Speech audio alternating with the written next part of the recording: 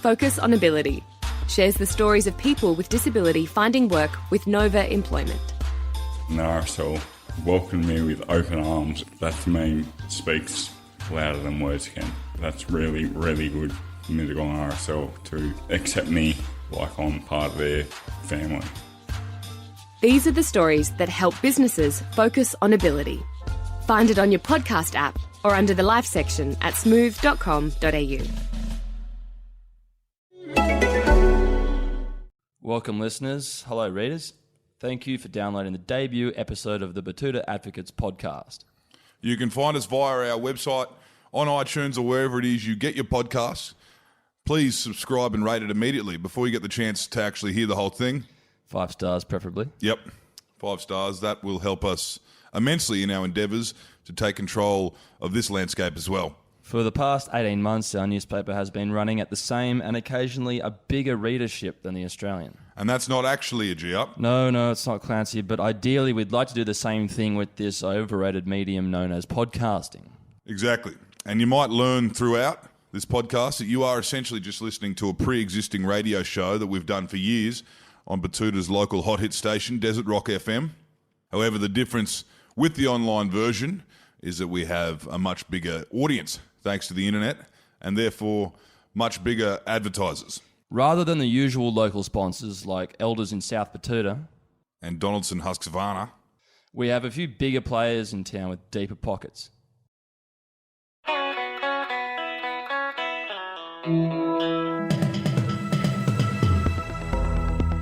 You're listening to Errol Parker and Clancy Overall, editors of the Betoota Advocate on Desert Rock FM. Good afternoon, listeners and readers. You are listening to the top-rated afternoon radio show on Desert Rock FM, Afternoons with Clancy and Errol. I'm Clancy Overall. And I'm Errol Parker. Brought to you from the Koala Studios here on Koala Street in South Betoota, and now syndicated via Acast as a part of our greater push online. Today's show is going to be a little bit different, Errol, as we are welcoming all of our new listeners to the format. Exactly. Well, more about this show, if you're listening to this for the first time, we often have influential and interesting people on the show to discuss a variety of different topics. Well, for some reason, our humble newspaper, the Betoota Advocate, has garnered a cult-like following around the country and indeed around the world. And from that, they've heard that we did do this radio show here on Desert Rock FM, and people were asking where it was available, if they could download it from the Desert Rock FM website. And it turns out Murray, our producer, he said no, we can't make it available for download because we haven't got the appropriate technology or the know-how to get it onto the internet. And we only just got the NBN, so we're getting used to a lot of that kind of that convenience. We're getting used to it, and we are obviously editors of the Betoota Advocate, Australia's oldest newspaper. Both very different people, but both lifelong media professionals. Errol, do you want to let them know your story? Well, compared to you, Clancy, I suppose this is going to be a hard act for you to follow. I'm currently the editor-at-large of the Betoota Advocate, which is, if you're listening at home for the first time, this is the nation's oldest newspaper, arguably. I did come on board here at the Betoota Advocate just 4 years ago when we started the online edition. I mean, you were floating around for a while. Yeah. It took a while for you to really pop your head up again as a journalist after everything that happened in England, of course. Yeah. But, we had you on deck. Let's just say that. You came into that role for the digital transition online. You found yourself in a bit of trouble. Well, yeah, I could go back to then if you want. It was a while ago, but I worked on the team at the News of the World. Yeah. And prior to that, I was working at the Sun in the United Kingdom. And I guess that's where you could say that I developed my craft as a journalist at News of the World, and I sort of garnered my unique taste for quality journalism at the Sun. But of course, as all of you know, at home and in Betoota, that all came unstuck quite quickly during the Leveson inquiry. And so the Leveson inquiry for you listeners who are completely controlled by the media was it was a phone hacking. It was a phone hacking scandal in layman's terms. They said that what we were doing was illegal. It wasn't in the public interest, which is wrong. But ultimately, you were lucky. You're lucky you had a brother that you look very similar to, and you had his passport on you at the time, and you were able to get here overnight. And that's the reason we picked you up. We like someone who's a bit rough around the edges. We like someone who's ready to get stuck in. That's why we said you did exist in our organisation, under the radar for a lot longer than 4 years until we finally picked you up. I myself, I'm different story to you, Errol. Obviously, a relatively different career to you, Errol. I came into this by birthright, essentially. Fourth, arguably fifth. Editor of the Betoota Advocate. I'm over 40 years in news media. It's a very Australian story how you can just be born into a media dynasty. It comes from having an inherent sense of balance, an inherent sense of justice, which happens to anyone after their family works. It almost seems like it's a genetic trait. Yeah. I mean, being part of the establishment in this particular town always helped. You've been working here as the editor for how long? I've been the editor here since 30. It's been 30 years. It's 30 years this year. Yeah, right. So what's that? 30 years ago. That's 1988. I was at the Seoul Olympic Games in 1988. Well, yeah, that was the first Olympics I covered. Yeah, I was in the 10-meter air pistol.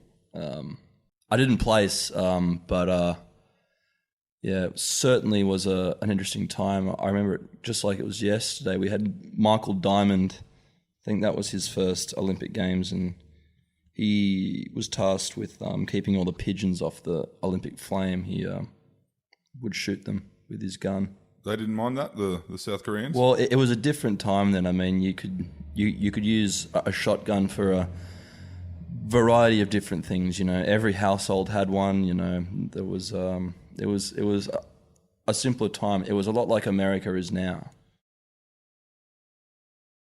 Errol, forget Kim Jong-un, forget the nukes.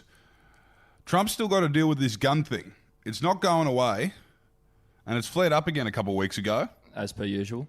Last time we kind of spoke about this off air, of course, was Las Vegas, which was obviously a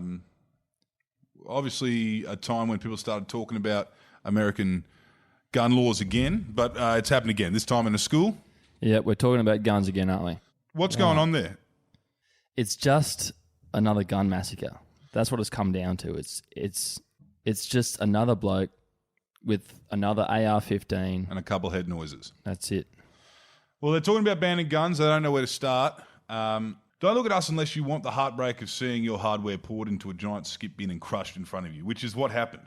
They really waved it in our face when they did that. That filthy leftist John Howard, our Prime Minister at the time. Sorry if I'm talking out of turn here and there's a little bit of bias showing, but it does come with the format of talkback radio. John Howard... He did cave to he caved to public pressure in the end, which is not like any good conservative government should do. That they should never cave to public pressure. Responsible gun owners. Australia had a lot of them. We had a minority of irresponsible gun owners. We did have more guns than people. We did? Yeah. How many? I think it got to the point where there were 4-1, where there was almost 100 million guns in this country, and there was only 20 million of us. Well, I definitely had more guns than me, and I have to say and I said it at the time during the buyback, you haven't lived until you've gone shooting with an SKS, firing hollow points. For us to have our rights infringed the way they were under John Howard, and I know a lot of things happened that led him to that decision. It was a snap decision. Similar to Malcolm Turnbull recently with the no more sex in Parliament. He was under the pump. He had to make the call. A lot of people think he made the right call because we haven't had any more of that kind of behaviour from Yeah. lonely white men. But, just think about the effects it had on the economy and think about the effects that it had on the town. Well, Corona's it certainly did have an effect on the Tasmanian economy, which I dare say is going to be probably more severe than what's happening now in Tassie, where they're looking to ban pokies in pubs and clubs down there in the island state. Is that what the Americans are arguing against? We give them this, we give them everything. And I tell you, I think that's a valid point. Where I think there's a lot of Americans concerned that if you do take away their guns, they might have some of their other rights taken away, which would be the Eighth Amendment, which is to have a right to health care if you earn over $250,000 a year. Well, what do you do? Do you stash your health care? Do you do what they did out in Betoota during the buyback? I would definitely put my my health insurance card in a piece of polypipe and hide it in my backyard. That's what I would do if they came for my universal health care. Well, a lot of problems get solved in the Simpson Desert. We've said it before. Whether it be an illegal firearm in 1997 or a dodgy priest, we sort things out a lot quicker out here than in the cities with their royal commissions and national buybacks. And by the time Howard's feral government agents were sent out here, there was nothing to find. Well, how about we move that along to a subject that's close to our heart and a subject that's close to Richard Di Natale's heart. What you're talking about, of course, Errol, is the article actually you penned earlier this week in the Betoota Advocate, which is Di Natale blows dust off Bob Brown's communist-era AK-47 after Christensen death threats. Mm-hmm. And obviously the opening quote is, "Does he think this is a game?" asked Richard Di Natale as he fed bullets into the magazine. And then he did say that when the purge comes, I'm not sure what the purge means, but he made allusions to George Christensen not surviving whatever the purge is. He'll be hanging from a streetlight, he says. We're not playing around with this guy. If he wants to get real with us, we'll get real with him. Those are fighting words from the former Doctor from Batman. Is that a good thing for the Greens to have this kind of aggression behind them? It's been a long time since they had much more than a... I do think it is a long time coming to see a little bit of argy-bargy from the Greens. We've had the... it just goes to show how Australians feel about their guns. It's not just a right-wing, left-wing thing. Obviously, it was a big thing for regional Australians with their roo shooting and their recreation. But, the Greens have experience. Anyway, the true, the originals have actually gone to Russia. They've actually trained with the Cubans and the South Africans and the like, and that they know how to fire off a Kalashnikov. It'll never jam in the mud, water, or snow. They know these things. Mm-hmm. Is Georgie maybe biting off more than he can chew? I'll tell you what, he'd be looking a lot more intimidating if he put that arm tattoo on his neck. Just put a big old Mary on his neck. The one from his shoulder, put that on his face, right, like a scaffolder. Now, that's got to be more intimidating than waving that pansy Glock with earbuds in. And that's a new trend, isn't it? What a lot of young people have been doing is that they've been getting neck tattoos so people don't fuck with them. So they feel a bit more prepared. They feel safe. They used to say the Queen's property is shoulders up, wrists down. And if you've got tattoos on hands or face or neck, it looks like you've spent a bit of time in the pen. And that's essentially what you're saying, and what we're saying here is that's our equivalent to gun ownership. If you're carrying any of those things... people aren't going to bother with you. If you do have any visible tattoos in this country, it's as good as carrying an unlicensed handgun. Yeah. All right, well, another contentious issue recently has been the Barnaby Joyce saga. Some would argue that it was triggered by the Sunspot episode where Barnaby Joyce, though he always fronted the media in his big hat, turned up to a few press conferences with few marks on his face where he'd had some skin cancers burnt off. A lot of people have said that was the start of Barnaby Joyce realising that he is no longer a young bloke at the Walbrook Hotel putting people in rear naked chokes anymore. No. You get to a point in your life when you become aware of your mortality, and you go back to 2016, there was a lot of midlife crises happening in Australia. A lot of cultural icons that a lot of baby boomers grew up with began to kick the bucket. We all know Muhammad Ali, David Bowie, Prince, Leonard Cohen, Bill Cosby. A lot of people died that year. Definitely the sunspots rattled him. But you could also make the argument that it was the citizenship saga.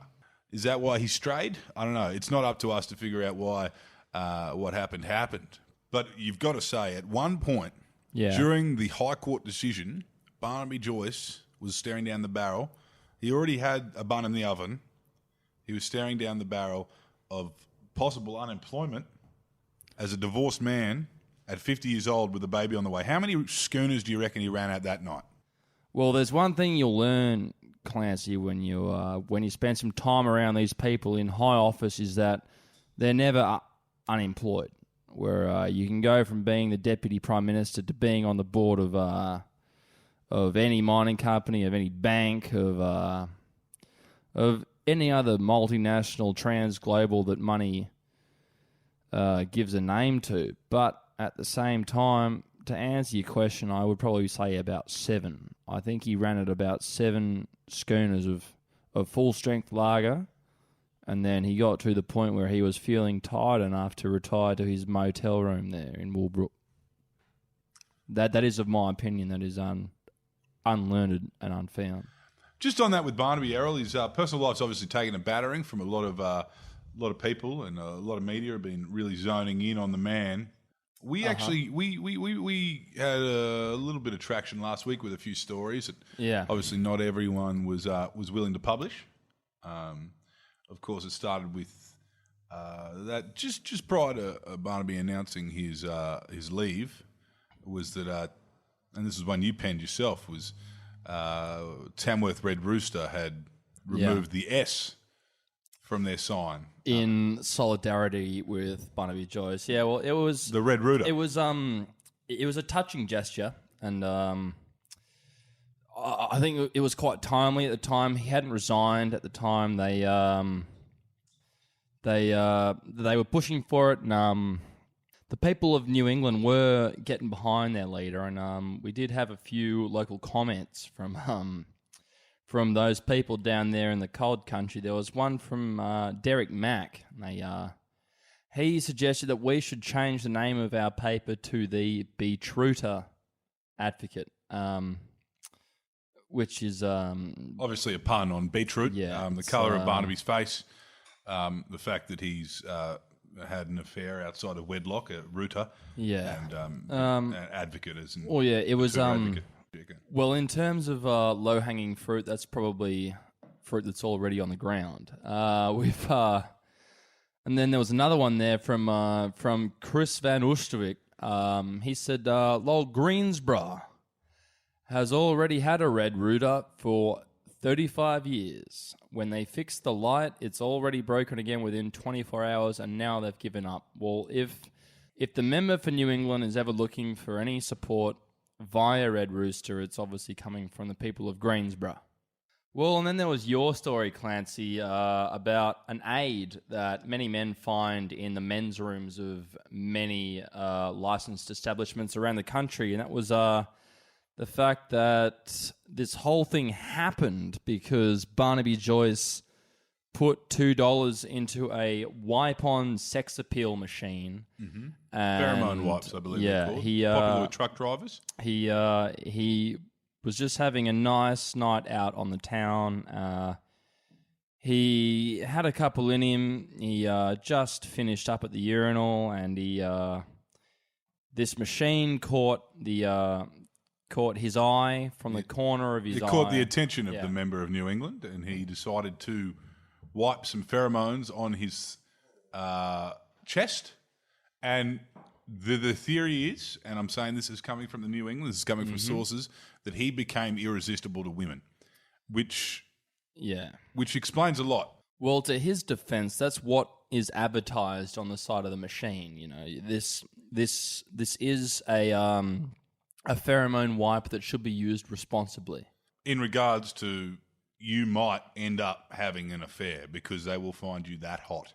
Well, I don't think that's what it said on the machine, but the machine does warn you that you will become irresistible to women. I mean, look, he spends a lot of time in pubs. You put the pheromone wipes on your throat, down in your chest. You know, there's a little bit of a bright tinge. You're starting to get a bit of a buzz. You're half pissed. You're Barnaby. Things are moving.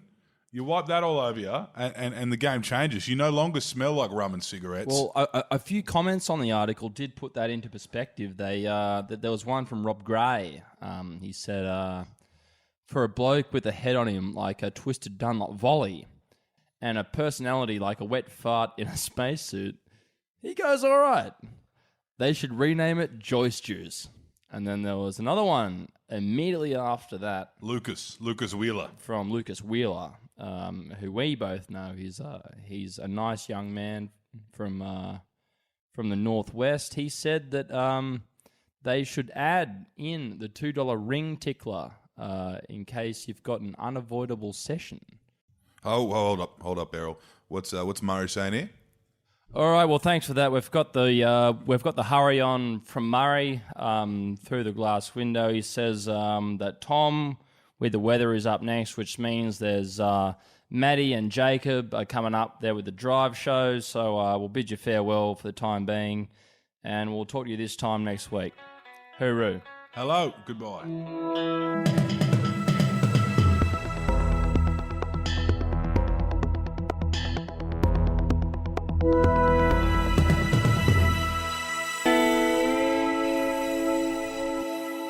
Well, here we are. That's the debut podcast for the Betoota Advocate. Now, you can listen to us every week on Desert Rock FM or the podcast, which will be available every Monday morning. Next week, we'll go back to our regular programming, which will see Errol and myself joined by a special guest.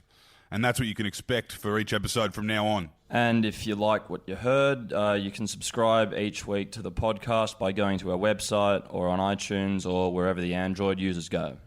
Thanks again for listening, and speak to you next week. Check out Woolworth's great new specials this week, like Uncle Toby's 185-gram muesli bar 6-packs for just $2. Save $2. That's half price. That's why I pick Woolies.